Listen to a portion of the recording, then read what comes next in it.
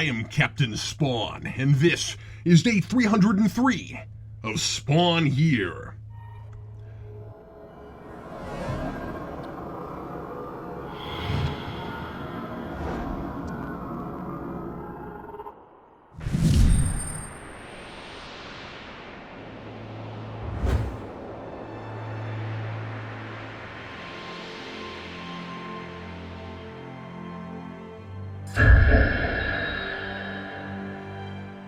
Sometimes it feels like the trash can is laughing at me.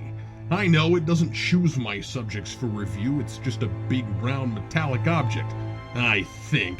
But Spawn Year continues to taunt me with its sadistic order of selection, and without that smug floating Doomsvin's head around to mock me, it's hard not to personify the only thing here that still acknowledges my original deal. Tiny Adam West has his own agenda and it only peripherally has anything to do with reading Spawn comics. Yesterday I was introduced to the new pseudo-rebooted status quo in the main Spawn title, now that Spawn has ended Armageddon and recreated the Earth. I only hope that none of his oh-so-charming personality rubbed off on the new world too much. And today, instead of the first book in that new status quo, I'm given what I wished so hard for in that reboot. A complete overhaul, a total reimagining, a Spawn universe that embraces its zaniness, an Al Simmons that doesn't pine after his widow at the expense of all else, a Spawn that, if not thought-provoking, chilling horror, is absurd, wacky fun. Today, the trash can gave me Volume 1 of The Adventures of Spawn, and still I swear I can hear it laughing at me as I hopelessly imagine this is the new world Al Simmons created, knowing to my chagrin that it won't be long before I'm right back to the least sympathetic superhero in comic books. Originally released online when web-based comics were still something of an experiment, this director's cut collects that material and adds some things, presenting a total Saturday morning cartoon reimagining of the Spawn mythos. I thought the manga had some cartoon sensibilities, but that's a medium with its own unique set of conventions, and it explored themes of mortality, self-worth, family, and the purpose of going on. This series is nothing but a splashy, light action romp, 80s superhero and adventure cartoons in their purest form. There's maybe some vague wink-wink, nod-nod sorts of social commentary here and there, like the government is incompetent message and 2 of the 4 members of Mamon's Order of Villains being rejects of military experiments gone wrong. Both overkill and Cygor.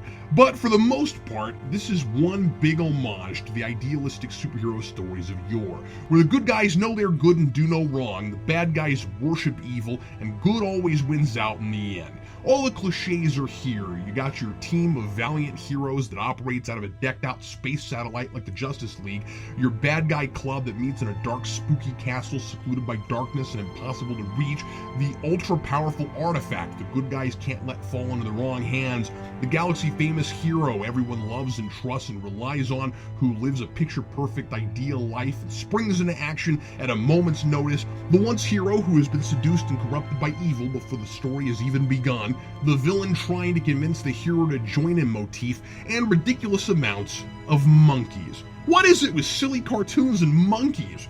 Adventures of Spawn takes the core ideas of the more brooding, self-serious Spawn and throws them all out the window, replacing them with, frankly, all the typical stuff Spawn thought it was being edgy and progressive by subverting. This just goes right back to superhero basics. There's no gray area between good and evil. The final splash page depicts our heroes and villains in a legendary battle for the Awakening Stone, and it sums it up nicely. Good versus evil, hope versus despair, right versus wrong. It's Power Rangers with Spawn characters. There's not a lot of story here, and it knows it. This is all about the novelty of a property known for its violence and shock value getting the all-ages treatment. And it's kind of tongue-in-cheek about it. The characters all play it totally straight, like this is all perfectly normal, while the reader is expected to say, hey, this isn't Spawn, it's making fun of it. Al Simmons isn't a Hellspawn here. Instead, he happened upon one of the 13 Stones of Power lost in the ancient fateful battle between light and dark called the Necro Stone. Get it? That's how you get necroplasm without hell or Malbolgia. Too bad it wasn't called the Psycho Stone. Once that stone was found, it reignited the war as Mamon began a quest to find the other stones, defeat Spawn, and conquer the universe. And it's Spawn's responsibility to stop him, just like Thanos and the Infinity Gauntlet. And anybody else reminded of the 13 Ghosts of Scooby-Doo?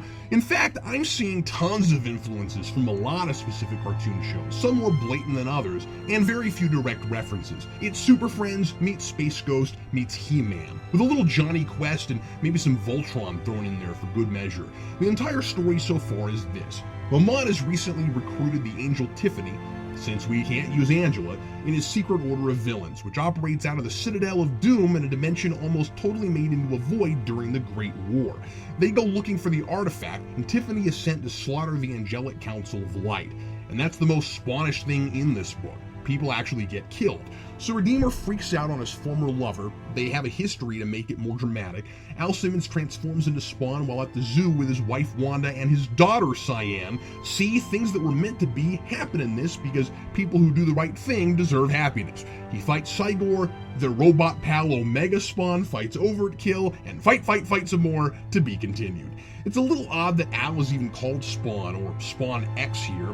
I guess it just sounds cool and kind of 90s. I never really got Sonic X either.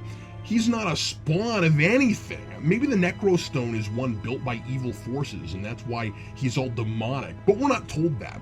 It's also strange to see Redeemer, a character originally created to kill Spawn, on his side from the get-go. I kind of wish Violator were here, because our titular hero doesn't have an arch-nemesis to fight like Redeemer and Omega Spawn do.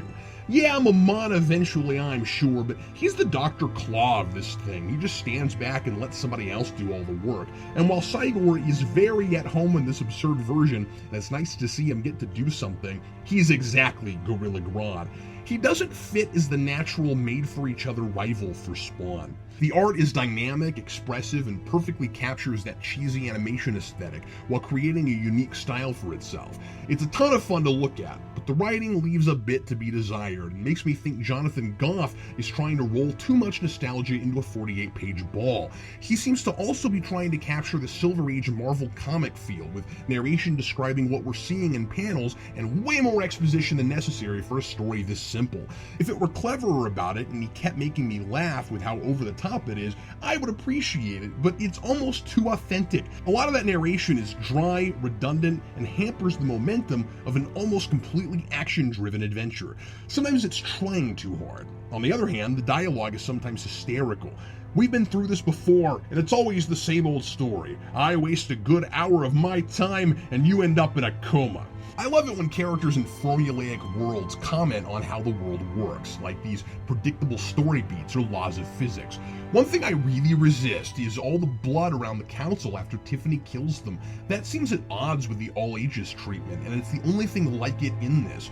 Sure, maybe more adults will read this out of morbid curiosity. I'm not really complaining that it's too violent for kids because it's not really for them, but it's totally inconsistent with the initial concept of making a wholesome Spawn book. Maybe that's not what it thinks it's doing, but otherwise, it really is that.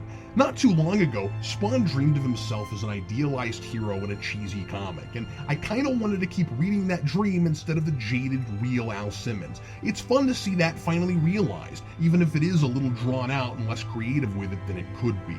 My brain appreciates the rest from almost 2 totally incomprehensible weeks of the main book. And yes, Spawn here is cruel for making me imagine a simpler, more enjoyable reboot. But I've learned to enjoy these things while I have them. I won't allow myself to be surprised here anymore, especially when the good stuff doesn't last. Signed, Captain Spawn.